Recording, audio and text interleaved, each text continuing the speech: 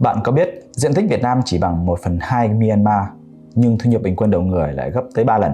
Myanmar đã tụt lại phía sau các nước Đông Nam Á do tình trạng thao túng luật pháp của các tướng lĩnh. Họ không muốn phát triển một hệ thống luật pháp giới hạn quyền lực của chính mình. Rõ ràng, nơi nào có luật pháp càng phát triển thì nơi đó càng giàu có. Pháp luật sẽ đảm bảo sự vận hành hài hòa của xã hội, tối đa quyền lợi của bạn. Hãy thử tưởng tượng bạn sống ở một nơi mà tài sản không được pháp luật bảo vệ. Liệu bạn có còn động lực làm việc nữa hay không? Điều này đã xảy ra tại Việt Nam. Miền Nam sau năm 1975 đã trải qua thời kỳ chính quyền mới cướp hết tài sản, quốc hữu hóa doanh nghiệp tư nhân, hay còn gọi là thời kỳ đánh tư sản. Chưa đầy 2 thập niên sau, Việt Nam đã trở thành một trong những nước nghèo nhất thế giới. Pháp luật chính là sự thể hiện nguyện vọng của người dân. Người dân càng có cơ hội thể hiện tiếng nói của mình đối với pháp luật bao nhiêu, thì luật pháp nơi đó càng phát triển bấy nhiêu. Bạn có thể không biết người đàn ông này, nhưng những nhà độc tài cộng sản biết rất rõ về ông. Tên ông là Václav Havel, một nhà văn, một nhà bất đồng chính kiến và là tổng thống dân cử đầu tiên của Cộng hòa Séc sau khi chế độ cộng sản sụp đổ.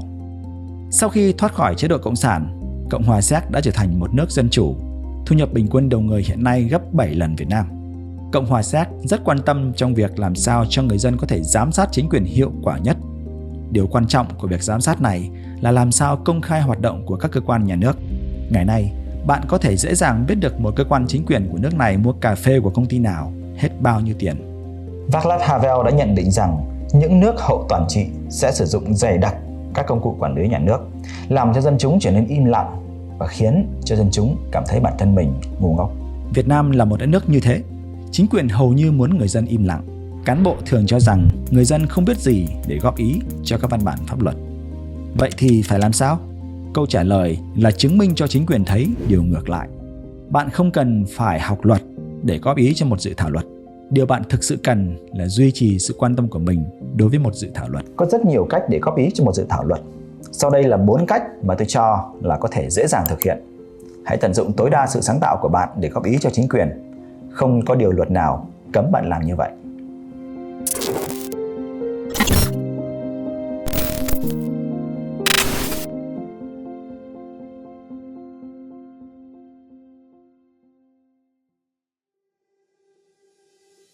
Cách thứ nhất, góp ý online.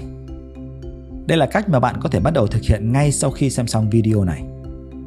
Vào tháng 4 năm 2021, trang web của Bộ Tài chính có hơn 1.000 ý kiến góp ý online cho một dự thảo thông tư gây tranh cãi. Đó là dự thảo liên quan đến việc nhà nước muốn quản lý tiền công đức của nhà chùa. Nhờ việc góp ý kỷ lục này mà Bộ Tài chính sau đó đã sửa đổi dự thảo lại theo hướng chỉ yêu cầu nhà chùa công khai thu chi ngân sách mà thôi. Nếu không có việc góp ý rầm rộ này, có lẽ tiền nhà chùa nay đã nằm trong tay nhà nước. Pháp luật quy định rằng các dự thảo văn bản pháp luật như luật, nghị định, thông tư cần phải được đăng tải lên cổng thông tin điện tử của chính phủ để lấy ý kiến người dân trong một khoảng thời gian nhất định trước khi chuyển cho Quốc hội hay chính phủ để thông qua. Ngay lúc này, bạn có thể truy cập vào các trang web của bộ, ban ngành, tìm các dự thảo mà bạn quan tâm và thể hiện tiếng nói của mình. Cách thứ hai, góp ý qua báo chí. Dù báo chí Việt Nam bị chính quyền kiểm soát hoàn toàn, đó vẫn là một kênh dễ thu hút sự chú ý. Bạn có thể gửi ý kiến, bài viết của mình cho các tòa soạn báo ở Việt Nam về các vấn đề mà bạn quan tâm. Nếu bạn là chuyên gia trong một lĩnh vực nào đó, thì ý kiến của bạn sẽ càng được báo chí chú ý hơn nữa. Tuy nhiên, cũng có nhiều góc độ để bạn góp ý cho một dự thảo luật. Ví dụ như bạn có thể góp ý với tư cách là phụ huynh cho một dự thảo liên quan đến giáo dục, với tư cách là người tiêu dùng cho một dự thảo về an toàn thực phẩm, hay với tư cách là một người lao động cho một dự thảo về luật lao động. Hãy yên tâm góp ý với tư cách của bạn. Các tờ báo luôn cần ý kiến của những người như bạn, bất kể nghề nghiệp của bạn là gì.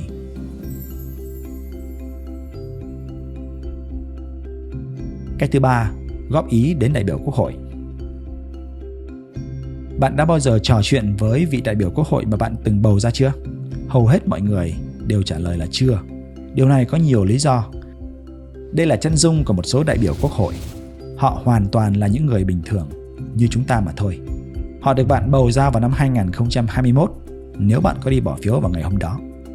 Về pháp luật, đại biểu Quốc hội có nghĩa vụ phải tiếp xúc với người dân. Nhưng trên thực tế, chính quyền có vẻ không muốn họ tiếp xúc quá nhiều với cử tri. Những đại biểu này thường kiêm nhiệm nhiều chức vụ. Khác với các nước, đại biểu Quốc hội Việt Nam không có văn phòng riêng và nhân viên riêng của mình, và họ không có đủ nguồn lực để tiếp xúc với đông đảo người dân. Tuy nhiên, vì họ có nghĩa vụ phải lắng nghe ý kiến của người dân, bạn có thể gặp trực tiếp họ vào các ngày tiếp công dân tại văn phòng đại biểu Quốc hội ở các tỉnh thành, hoặc trong các đợt tiếp xúc cử tri ở các địa phương trước các kỳ họp Quốc hội. Hoặc đơn giản hơn nữa, bạn có thể viết thư, gửi email cho các đại biểu Quốc hội để truyền đạt nguyện vọng của bạn liên quan đến các dự thảo văn bản pháp luật. Đại biểu Quốc hội Việt Nam là những người quyết định có bấm nút thông qua một dự thảo luật hay không. Vì vậy, hãy cho họ biết rõ quan điểm của bạn sớm nhất có thể về một dự thảo luật.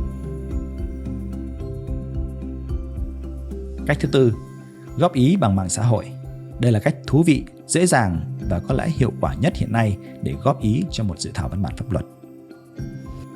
Trung bình một người Việt Nam hiện nay dùng hơn 2 tiếng đồng hồ mỗi ngày để sử dụng mạng xã hội.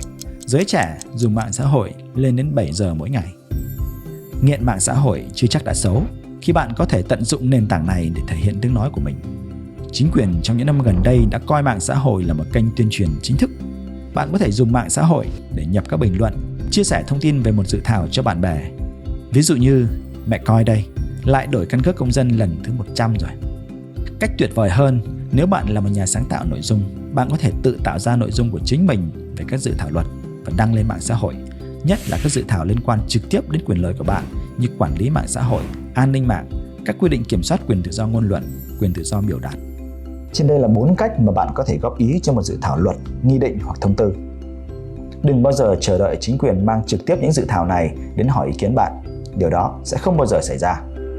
Có góp ý cho một dự thảo luật thì đất nước mới có một tương lai tươi sáng.